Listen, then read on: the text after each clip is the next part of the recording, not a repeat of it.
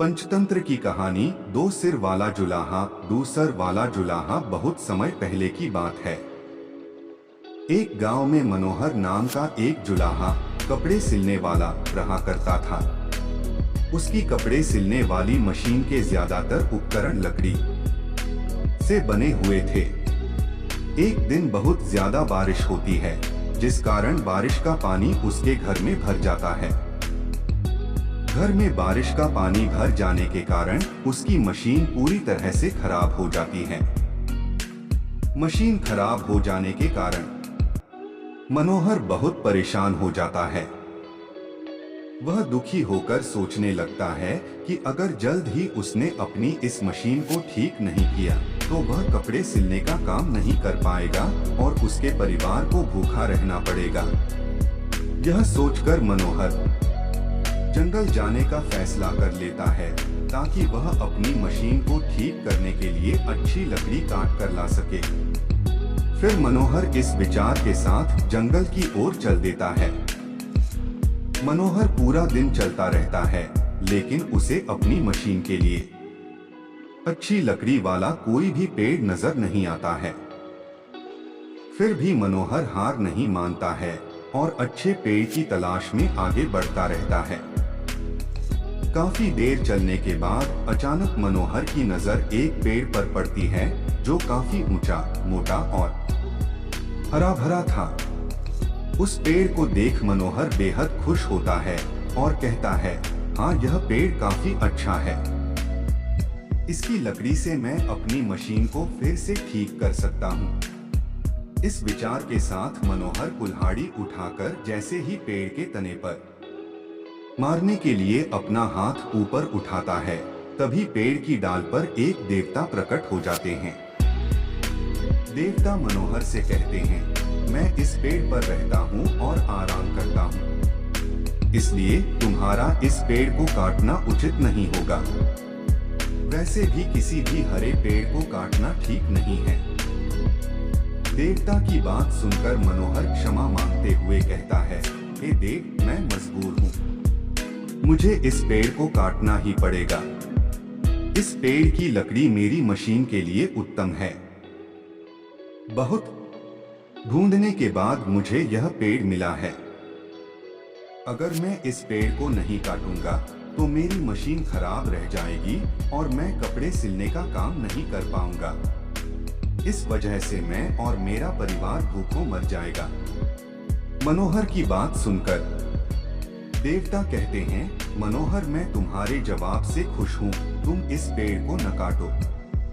इसके बदले तुम्हें जो वरदान चाहिए वो मांग सकते हो। मैं तुम्हारी इच्छा जरूर पूरी करूंगा। देवता से वरदान की बात सुनकर मनोहर कुछ देर विचार करके कहता है, हे देव, मैं वर के लिए अपने मित्र और पत्नी से राय लेना चाहता हूँ, इसलिए आप मुझे एक दिन का समय दीजिए। मनोहर के आग्रह को देवता मान लेते हैं और उसे एक दिन विचार करने के लिए दे देते हैं।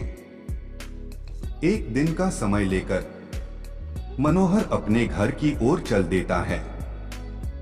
रास्ते में उसे उसका मित्र नाई मिलता है।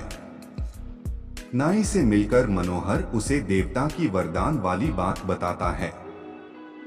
उस पर नाई मनोहर को एक राज्य मांगने की सलाह देता है।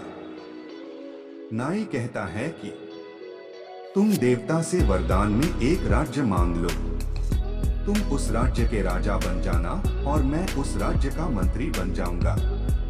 फिर हमें कोई कष्ट नहीं होगा और हम आराम से अपनी जिंदगी बिता पाएंगे।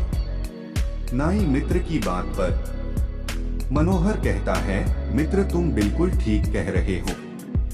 इस बारे में एक बार मैं अपनी पत्नी से भी पूछ लूं, फिर मैं देवता से वरदान मांग लूंगा। पत्नी से राय मांगने की बात पर नाई कहता है, मित्र, तुम्हारी पत्नी काफी घमंडी और मूर्ख है, इसलिए तुम्हें उससे राय नहीं लेनी चाहिए। ऐसी स्त्री केवल अपने लाभ के बारे में ही सोचती है। इस पर मनोहर कहता है, मित्र, फिर भी वह मेरी पत्नी है, इसलिए मैं उसकी राय एक बार जरूर लूंगा। इतना कहते हुए मनोहर अपने घर की ओर बढ़ जाता है। घर पहुंचकर मनोहर जंगल में घटी पूरी घटना अपनी पत्नी को बताता है। देवता से वरदान मिलने की बात सुनकर मनोहर की पत्नी कहती है, राज्य मांगकर कोई लाभ नहीं। राजा की कई जिम्मेदारियां होती हैं। वह कभी सुख से अपना जीवन नहीं बिता पाता है। राजा राम और नल भी राज्य होते हुए जिंदगी भर दुहक में जिए। आप 2 हाथ से इतने अच्छे कपड़े सिलकर ठीक ठाक कमा लेते हैं। ऐसे में अगर आपके 2 सिर और 4 हाथ हो जाएं, तो आप 2 गुने कपड़े सिल पाएंगे। इससे कमाई भी 2 गुनी हो जाएगी और आपका मान भी समाज में बढ़ेगा। पत्नी की यह बात मनोहर को समझ आ जाती है और वह देवता से वरदान मांगने जंगल की ओर चल देता है। जंगल पहुंचकर वह दोबारा देवता से मिलता है।